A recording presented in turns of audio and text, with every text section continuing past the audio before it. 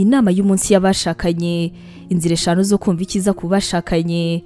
Gufungura umutima wawe ko mwashakanye hamwe no kumwumva bisaba gutega amatwi neza. Gusa ariko nanone kubera ibibazo byinshi bitandukanye, kubera inshingano umuntu aba afite, kubera ibintu byose abantu baba bibaza bishora nanone ku rundi ruhande kugorana, kubera yuko umwe ashobora kuba arimo kwitekerezaho cyane atarimo gutega amatwi mugenzi we, ibingibi ndi ibihe bishobora kugorana cyane. Gusa ariko burya nanone kugira urugo rwiza ruteye imbere ni ngombwa kumva ndetse no guha agaciro mwashakanye, ukabikora kandi ufite impuhwe ndetse n'ubuntu. Uyu munsi turimo gusangira inzira zigera kuri 5 ushobora guha umwanya wo mwashakanye kandi ukamutega amatwi ukamwumva neza urugo rwanyu rugatera imbere. Bwa mbere gerageza kumva n'impuhwe. Iyo witoje kwishyira mu mwanya wo mwashakanye cyangwa se wa mugenzi wawe muri rusange, warangiza ukavuga uti ese imbwiye niba ari gutya byamubabaje, ngewe ari nge byabaje gutya byabimeze bite, ni gute n'abandimo ndiyumva. Birashoboka yuko mwashakanye akeneye amagambo meze yo kumushishikariza yuko akora akazi ke neza cyangwa se kuba wamugira inama. Mu bisanzwe rero wowe urumva uhuze mu gihe nyamara washaka yuko muvugana. Anga rero kugira ngo umwereke yuko urimo kumwumva ni muhwe, wagerageza kumutega amatwi kandi ukareka buri kintu cyose waba ugiye gukora.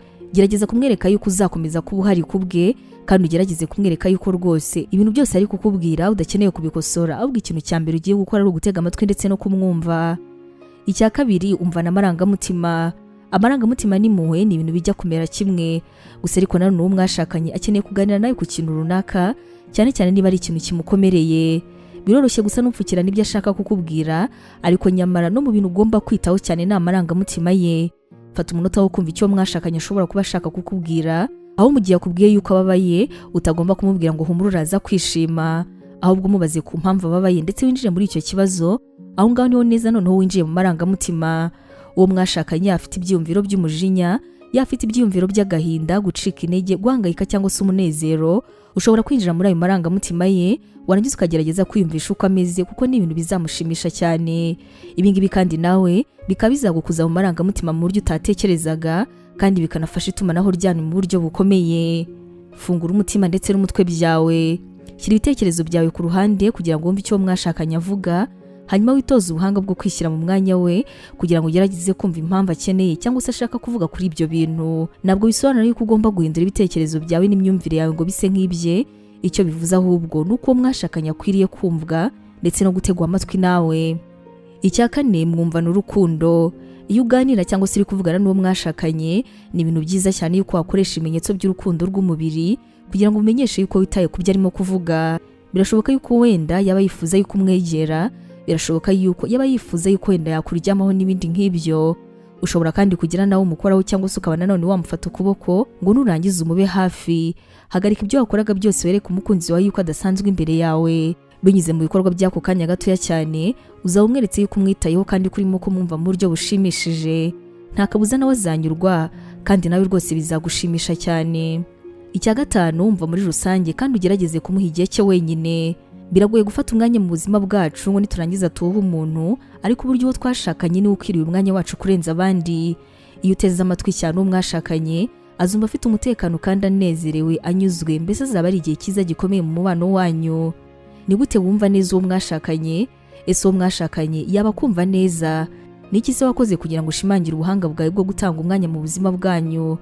Turifuza kubumva. Imana ibaha umugisha.